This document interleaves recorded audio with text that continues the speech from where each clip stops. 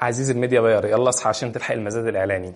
بقى بيقابلني ناس كتير جدا بتتكلم ان المزاد الاعلاني لوقت معين في اليوم بيبدا فيه مثلا الساعه 12 او بيبدا في يوم معين بدايه الاسبوع. والكلام ده يعني بصراحه مش منطقي ومش صح ابدا. طيب خلونا عشان نتخيل مع بعض المزاد الاعلاني بيشتغل ازاي. احنا الاول محتاجين نعرف يعني ايه مزاد. غالبا اي مزاد في الدنيا، سواء كان مزاد اعلاني او غير اعلاني، حتى على سلعه او قطعه اثريه فنيه او غيره، بيتكون من 3 اطراف. الطرف الاول هي الجهه المنظمه، الجهه اللي بتنظم المزاد بشكل كامل.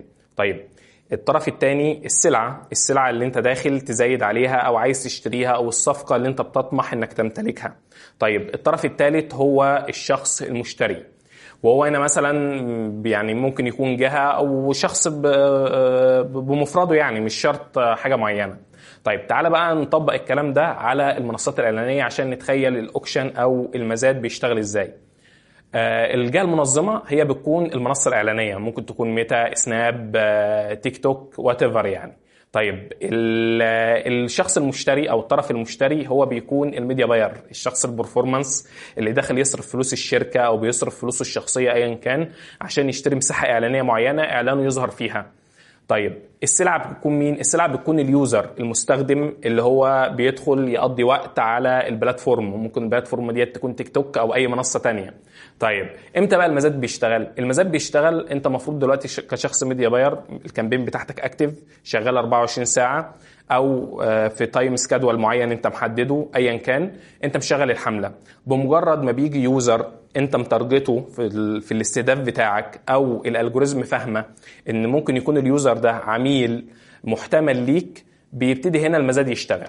لانك هو اصلا اول ما بيفتح الموبايل بتاعه ويفتح مثلا فيسبوك ويبتدي يسكرول يسكرول يسكرول، هنا على طول المزاد والاوكشن بيشتغل. بتبتدي انت وباقي المعلنين بتتنافسوا على المساحه اللي هتطلع للعميل ده. ممكن تكون المساحه ديت فيديو، بوست، اعلان في الماسنجر، ايا كان شكل الاعلان. على طول هنا التريجر بيشتغل وبيعرف ان في يوزر هو محل اهتمام 5-10 ألف من المعلنين، وهنحتاج ان احنا ناخد المزاد ما بينهم ونشوف مين اللي هيرسى عليه المزاد عشان اعلانه يظهر. طبعا الكلام ده كله بيتم في اجزاء من الثانية وبيتم بسرعة رهيبة، وفي الثانية الواحدة ممكن يحصل عشرات الالاف من المزادات على كل منصة عشان يسند اعلان واحد لعميل واحد او يوزر واحد مستخدم.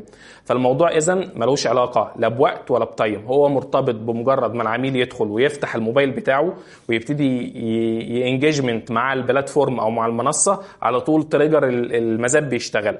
طيب عشان بقى تعرف ازاي المزاد بتاعك ممكن يكون له فرصه في الظهور اكتر من اعلان تاني او اكتر من شخص تاني، تابعني وانا اقول لك تعرف دي ازاي.